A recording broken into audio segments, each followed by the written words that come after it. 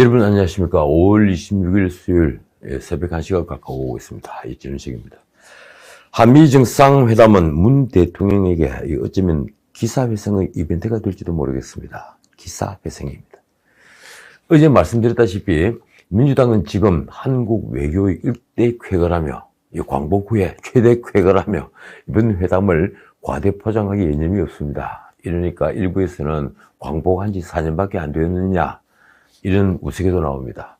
그도 그럴 것이 추락하고 있는 집권 여당을 잠시나마 다시 날아오르게 하는 이벤트였던 것은 분명하니 말입니다. 문재인과 조 바이든의 조합이 삐걱거릴 것이라는 세간의 예상은 문 대통령의 태도를 일변함으로써 완전히 달라졌습니다. 정상회담이 끝나자 거의 모든 언론이 한미 동맹이 복원됐다는 기사를 쏟아냈습니다. 조중동도 마찬가지입니다. 중국군과 처절한 전투를 벌였던 94살의 참전용사에게 명예훈장을 주는 자리에서 두 대통령이 한쪽 무릎을 꿇고 찍은 사진은 마치 한미동맹 복원을 상징하는 것 같았습니다. 이 문 대통령 자신이 이번 회담을 평가하는 것도 같습니다. 그는 워싱턴 일정을 모두 마치고 SK 이노베이션 공장을 찾기 위해서 이 조지아주 어틀랜타로 가는 비행기 안에서 페이스북에 이런 글을 올렸습니다. 최고의 순방이었고 회담 결과는 더할 나위 없이 좋았다. 기대한 것 이상이었다. 기대한 것 이상이다. 사족입니다만 이번에 미국만 갔으니 순방이라는 단어 대신에 방미라고 해야 옳은 국어를 쓰는 겁니다. 그는 조 바이든 대통령, 카멀라 해리스 부통령 그리고 낸시 펠로시 하원 의장을 차례로 거명하면서 이렇게 썼습니다. 정말 대접받는다는 느낌이었다. 우리보다 훨씬 크고 강한 나라인데도 외교에 솟는 정성은 우리가 배워야 할 점이다. 얼마나 감복했으면 찌질한 사람이라는 속뜻을 가진 크랩 케이크를 대접받고 스가 요시히데가 대접받은 햄버거와 비교를 했겠습니까? 대깨문이 말입니다. 그래서 외교에 솟는 정성이라고 표현을 한 것 같습니다. 저 같았으면 카멀라 해리스가 악수한 손을 자신의 옷에 닦았을 때 자연스럽게 손수건이라도 건넸을 겁니다. 그랬으면 문 대통령은 세계적인 스타가 됐을 겁니다. 문 대통령 입장에서 이번 방미는 반도체 배터리 기술 동맹에 들어가는 대신에 백신 확보와 미북 대화 재개가 중요한 목적이었습니다. 그래서 방미 전에 백신 스와프를 들여놓고 말했죠. 그런데 바이든이 우리 군인들에게 55만 명분 백신을 지원하는 체면 치레를 해 주서니 비록 백신 스와프는 거절당했지만 면피용으로는 충분하다고 본 것일까요? 그래서 미국의 환대에는 또 이렇게 적었습니다. 미국이 우리의 입장을 이해하고 또 반영하느라고 신경을 많이 써줬다. 백신 파트너십에 이은 백신의 직접 지원 발표는 그야말로 깜짝 선물이었다. 그는 백신 55만 명분에 얼마나 감업했는지 그게 깜짝 선물인 이유를 이렇게 썼습니다. 한국에 왜 우선적으로 백신을 지원해야 하느냐는 내부의 반대가 만만치 않았다고 하는데 한미 동맹의 중요성을 특별히 중시해 주었다. 사실 백신도 백신이지만 문 대통령이 만약 바이든에 감업했다면 그건 성김 대북특별대표의 임명 발표가 가장 큰 이유일 것입니다. 저도 깜짝 놀랐으니까요. 그는 아마도 성김의 임명을 바이든이 트럼프처럼 미북 대화에 나서는 신호를 읽은 모양입니다. 문 대통령은 페이스북에 그간 인권 대표를 먼저 임명할 것이란 관측이 많았으나 대북 비핵화 협상을 더 우선하는 모습을 보여줬다. 이렇게 썼습니다.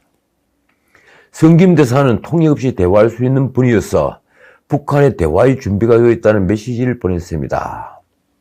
이 말을 곰곰이 생각해 보면 오로지 남북 그리고 미북 대화에 골몰하는 문 대통령이 얼마나 희망에 부풀리는지를 잘 알 수 있습니다. 성김은 주한 미국 대사를 거쳐 필리핀 대사 때 싱가포르 회담에서 최선의의 카운터 파트너를 맡을 정도로 트럼프로부터 인정을 받은 사람입니다. 그러니 문 대통령으로서도 바이든이 그를 대북 특별 대표로 임명한 것은 아주 의외였을 것입니다. 말하자면 백신 55만 명분보다 성김의 임명이야말로 문 대통령에게 깜짝 선물이었던 셈입니다. 그걸 바이든 대통령의 미국 대화 재개 의지를 읽었으니 말입니다. 어쨌든 문 대통령이 더할 나위 없이 좋았다고 한 말은 앞으로 두고두고 인구에 회자될 것 같습니다. 이 또한 자화자찬일까요? 문 대통령은 2017년 6월 말 대통령이 된 뒤에 첫 번째 방미를 했을 때도 트럼프와의 정상회담 뒤에 이렇게 자평했습니다. 기대에 박 대접을 받았고, 그러니까 이번에 한 말과 똑같습니다. 기대에 박 대접을 받았고, 기대에 박 성과를 거뒀다. 기대가 아주 낮은 모양이죠. 그런데 그 회담은 트럼프가 한미 FTA 재협상을 관철시킨 회담으로 당시로서는 문 대통령이 엄청난 부담을 안은 회담이었습니다. 이번 한미 정상회담은 문 대통령 개인에게는 백신 스와프, 그러니까 백신 조달이죠. 이 백신 스와프, 그리고 미국 대화 재개 분위기를 조성하는 것이 가장 큰 목적이었을 겁니다. 한미 간의 이 경제동맹, 기술동맹을 맺는다거나 이 백신 위탁 생산을 통해서 우리가 백신 허브가 된다는 것은 사실 기업 간에 이미 충분히 협상이 된 상태였으니 두 정상의 역할은 거의 없었습니다. 그럼 문 대통령에게 미국의 44조 원이나 되는 엄청난 투자를 하는 삼성 등 우리 기업은 든든한 우군이었습니다. 어쨌든 내줄 것은 다 내주고 우리가 얻은 것은 우리 한국군이 접종할 백신뿐입니다. 그리고 문 대통령에게는 미국 대화, 남북 대화를 재개할 수 있는 실마리를 찾았다는 것이겠죠. 어쨌든 다들 이번 정상회담의 성과로 한미동맹 복원을 내세우고 있습니다. 신문들이 앞장을 섰습니다. 이 방송에서도 전문가라는 사람들이 나와서 한미동맹이 복원됐다고 한마디씩 하고 있습니다. 가만히 들어보니 그들은 하나같이 한미동맹이 흔들린 것은 트럼프 대통령이 미국의 이익만 따지면서 동맹의 의미와 역할을 축소시킨 탓으로 돌렸습니다. 그러면서 문 대통령이 이번 방미에서 처음부터 백신을 달라고 해서는 안 되는 거였다고 했습니다. 외교 전문가가 그런 얘기를 하더군요. 미국이 보기에 한국은 방역 모범 국가며 선진국이기 때문에 정상 외교에서 백신 스와프 같은 말을 하는 게 난센스라는 것입니다. 백신 조달에 실패한 문 대통령을 변호하는 말이죠. 그런 말을 하는 배경에는 백신은 미국 정부가 나눠주는 게 아니라 생산 기업으로부터 구매하는 것이라는 주장이 깔려 있습니다. 실제 그런 면은 있습니다. 그러면서 일본 스가 요시히데도 방미했을 때 화이자의 CEO와 백신 1억 도지를 확보하는 데 합의했을 뿐이라는 주장을 폈습니다. 과연 그런가요? 우선 지난 4년 동안 한미 동맹이 균열해 간 것은 트럼프 대통령에게만 책임을 물어야 되는 것입니까? 한미일 안보 공조가 뿌리째 흔들리고 한미연합훈련이 유명무실해진 게 모두 미국 탓, 트럼프 탓입니까? 한미연합훈련은 싱가포르 회담 이후에 사실상 없는 것처럼 됐습니다. 물론 트럼프는 미국의 이익을 최우선시하는 정책을 폈습니다. 그런데 모든 미국 대통령이 그랬습니다. 말하자면 정도의 차이일 뿐입니다. 저는 트럼프가 북한 문제를 아주 서투르게 다뤘다는 데는 생각이 똑같습니다. 그는 한국의 안보 그리고 동북아의 안보를 자신의 정치적 입지를 다지는데 도움이 되느냐 하는 것을 기준으로 판단했습니다. 싱가포르 회담이나 판문점 회담에서 트럼프가 보였던 쇼맨십은 그가 자랑하는 거리 기술이 아니라 TV쇼에 지나지 않았습니다. 그는 그 쇼를 즐겼을 뿐입니다. 그리고 그 쇼는 문재인 정부가 기획하고 준비한 대본대로 움직였습니다. 문 대통령은 김정은과 판문점 도보다리 위해서 내용이 확인되지 않는 회담을 했으며 평양에 가서는 남북 군사 합의서를 만들었습니다. 저는 문 정부가 북한과의 대화에 집착한 바탕에 이 북한도 약간의 인센티브만 주어지면 개방으로 나온다는 확신을 가졌다고 생각합니다.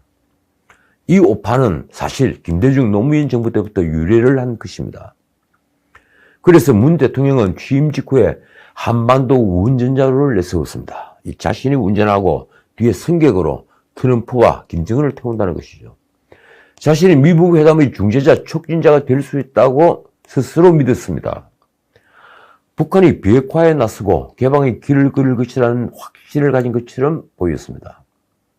그래서 문 대통령은 자신의 패를 일찌감치 다 보여주었습니다. 적장에게 말입니다. 그러나 그건 명백한 오판인 게 곧 드러났습니다. 하노이 회담이 결된 뒤에 북한은 태도를 완전히 바꿨습니다. 그들은 극비리에 계속하던 핵 증강, 핵 고도화를 일부러 노출해가며 계속했습니다. 그리고 마침내 핵 정강이 완성됐다고 선언했습니다.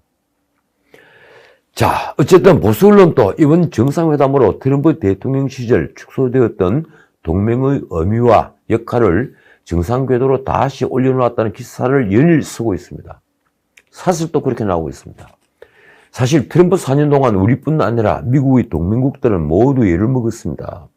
트럼프의 관심은 오로지 미국의 이익이었으니 동맹의 의미는 축소되거나 흐려질 수밖에 없었던 건 사실입니다. 그리고 그 복원의 대가를 이제 미국이 아니라 우리 같은 동맹국들이 치르고 있는 것입니다. 백신 문제도 마찬가지입니다. 일부 언론과 전문가라는 자들이 하는 말은 미국의 시각에서 우리같이 잘 사는 나라에 백신을 지원한다는 것은 말이 안 된다는 것입니다. 그런데 백신 문제는 잘 사는 나라에서 해결되는 문제가 아닙니다. 이 지도자가 일찍 백신 확보에 나선 나라와 그렇지 못한 나라로 구분되는 것이기 때문입니다. 지금 세계가 그렇게 나뉘어져 있죠. 백신을 가진 나라, 백신을 가지지 못한 나라.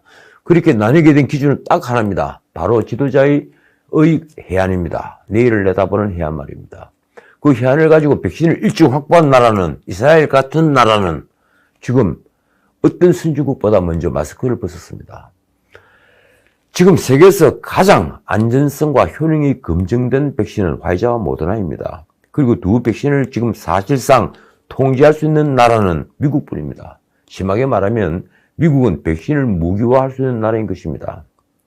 솔직히 말해 화이자 모더나 회사들과 백신 공급 계약을 해결해도, 그러니까 우리 대통령처럼 우리가 백신을 확보했다 이렇게 말을 해도, 장담을 해도 미국이 먼저 가져가 버리면 그 공급이 늦춰질 수밖에 없는 구도인 것입니다. 그런데도 문 대통령이 이번 방미에 백신을 달라고 하는 것이 난센스라는 말은 백신 조기 확보에 실패한 것을 변명하는 말에 지나지 않습니다. 외교 전문가가 할 말이 아니라는 거죠. 자, 한 문제만 더 짚겠습니다. 이 법무부가 검찰 조직 개편안을 추진하는 게 드러나면서 일파만파를 만들고 있습니다. 이 문제는 다음 기회에 한 번 더 짚겠습니다. 내용은 이렇습니다.